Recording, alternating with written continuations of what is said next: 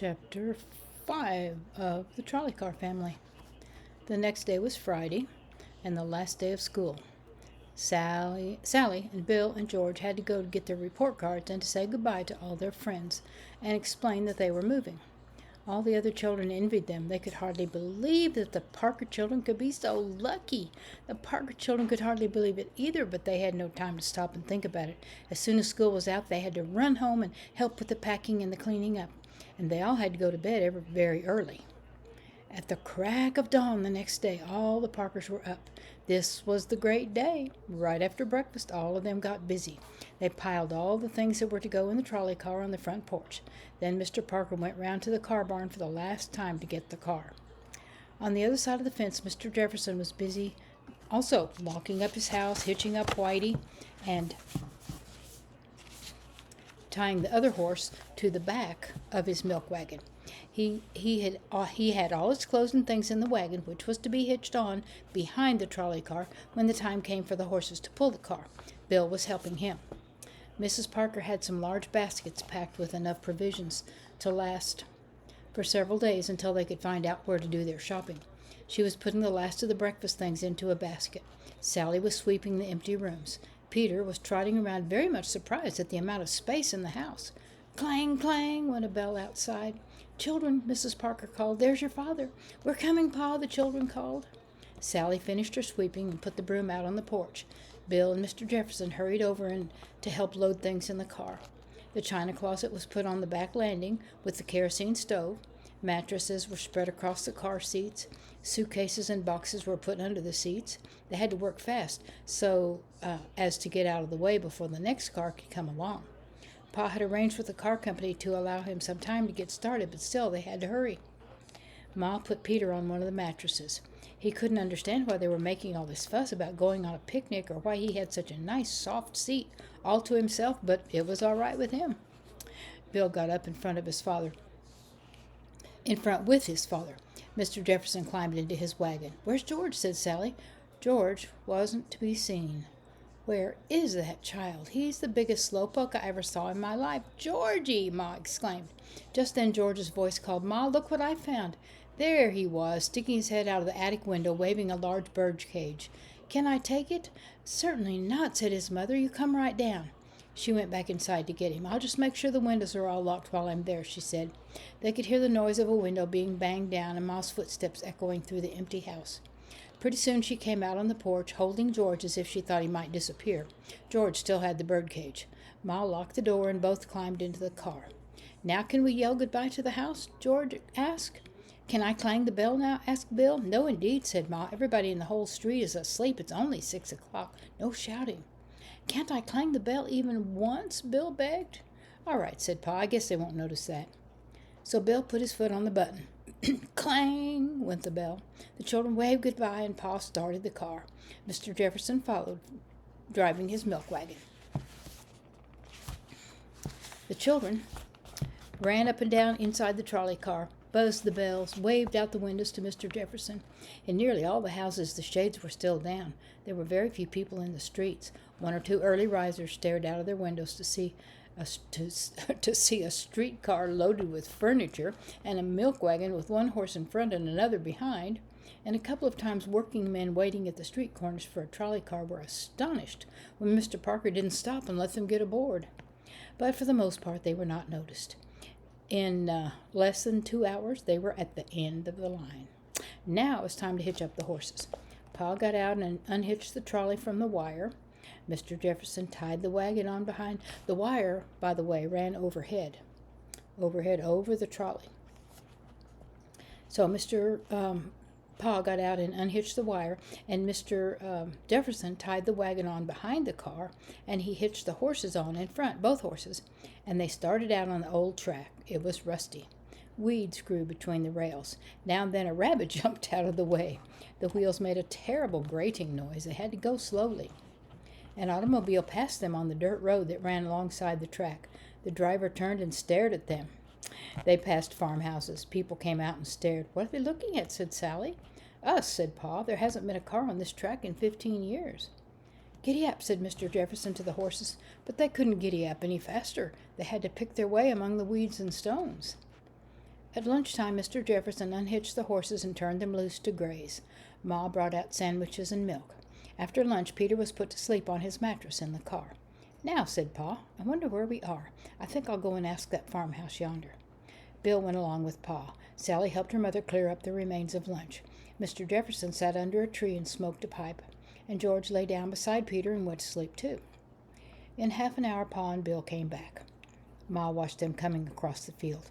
"What in the world have they got there?" said Ma, shading her eyes with her hand. "Well, I do declare, chickens! Chickens! Look, Ma," Bill called as they came nearer. "Where'd you get them?" asked Ma, "and what are we going to do with them?" "Bought 'em," said Pa proudly. He held a gray and white speckled hen by the legs, and Bill struggled with a black hen. "Don't let that hen go, Bill," said Pa. Mr. Jefferson came and felt of the black one. "Nice bird," he said. He didn't look surprised.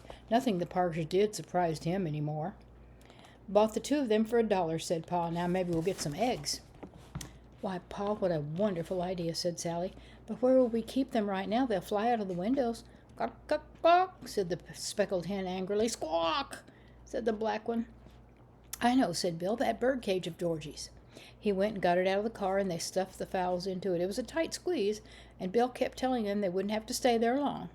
The black hen pecked at him angrily through the bars. "All right, let's get going," said Pa. "The lady at that farm said this is 8 miles from Taylorville. Our place is 5 miles from Taylorville, so we have 3 miles to go. I hope we know the place when we see it." "Well, there's a red-painted barn, you said," Mr. Jefferson. "Yes, with a big picture of a bull on it for Bull Durham tobacco, and across the road is a yellow farmhouse. Now everybody keep watch for those landmarks." The horses plodded along.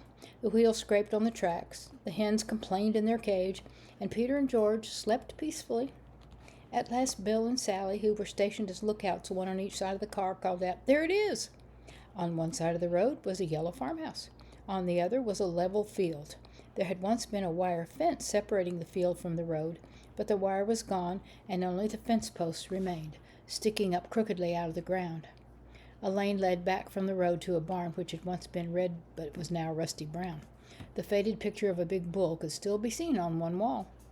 "Whoa," said Mr. Jefferson. The horses stopped, and the wheels gave one last groan and were silent. Sally and Bill climbed down and looked around. Ma and Pa and Mr. Jefferson climbed down. It was quiet and hot in the afternoon sun. Suddenly George woke up. The car had stopped, and he was all alone with Peter. Still half asleep, he staggered to the door and climbed down. "Did we get here?" he yawned. "Hey, what are you doing with my bird cage?" "We got some chickens," said Bill. "You were asleep." "Pa, what do I do with these chickens now? Can I let them out of the cage?" "Oh, no, no," said Sally. "They'll get away." "Tie them with a string," George said, yawning again. "That's a good idea," said Pa. He pulled a ball of string out of his pocket and gave it to Bill. Bill tied a long piece to each bird's leg and fastened the ends to one wheel of the trolley car. The hens walked around, pecking at the ground and making clucking noises. "Soon as we get settled, I'll make a house for them," said Bill. "I wonder where the house was on this farm," said Sally. "Maybe over there where those trees are." She pointed to a grove of trees off to the right. Back of the barn was a low hill which seemed to be covered with bushes and young trees. "Maybe up on the hill," said George. "What do we do now?" Bill asked. Pa and Mr. Jefferson were busy unhitching the horses and turning them into the field to graze. But Ma seemed at a loss. She was usually so busy that she didn't have time to stand around, but now here she was in the middle of the field with nothing to do. Suddenly Peter began to cry. He got up on his knees on his mattress and looked out the window and howled. "Dinner!" he yelled. If this was a picnic, he wanted to eat. "Well, the poor thing," said Mrs. Parker. "He's hungry, and you all must be hungry too, and here I am standing and doing nothing." And at once she began to be busy. "Now the first thing to do is to make a fire, so I can get some supper together. You boys go up on that hill back of the barn and get some wood, and Sally, you start unpacking the basket and get out the bowls and bread and butter." As soon as Ma started giving orders, everybody began to move. Pa found some big stones to make a fireplace. In a little while, Bill came back with his arms full of wood, and Pa made a fire and put a big pot on a gridiron across the fireplace.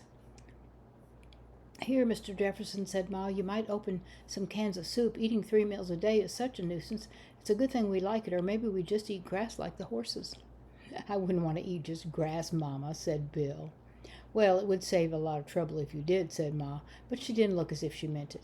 Now, Sally, keep Peter out of the fire like a good girl. In a short time the tablecloth was spread out and bowls of hot soup were ready. Sliced ham, too, and potato salad, and baked beans, and milk, and chocolate cake. The two hens got as close to the feast as their strings would allow. The poor creatures are hungry, said Ma. What did you plan to feed them, Pa? Well, I didn't think much about it, said Pa. I thought I'd get some chicken feed in town. Better give them some bread in the meantime, said Ma. It may be some time before you get to town. Now we're all ready. Is everybody here? Where's George? Sally asked. George again was not to be seen. I thought he went up that hill with you, Bill. Sure, said Bill. I thought he went up for more wood. George, they all shouted. George! I'm coming, a faint voice answered. Down the lane.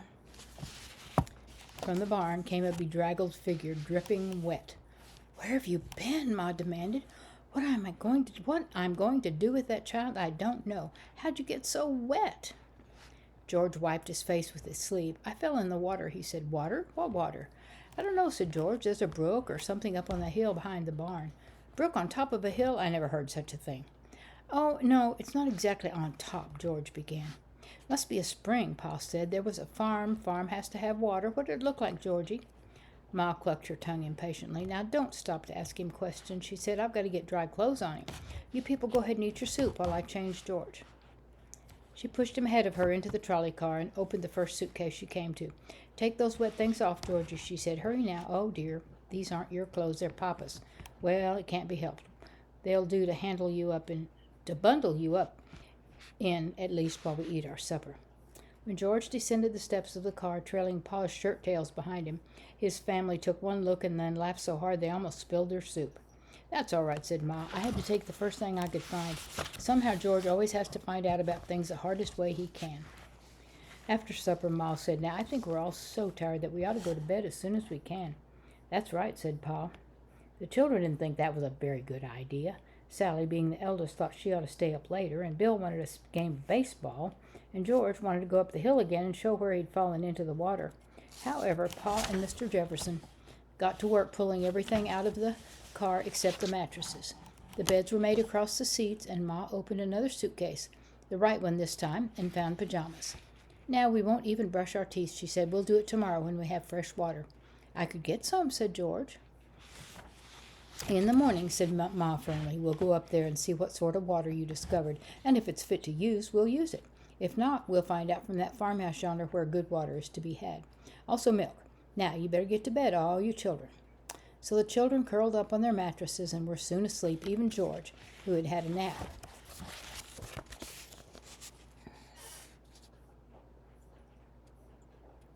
There they are, on their mattresses on top of the seats in the trolley car.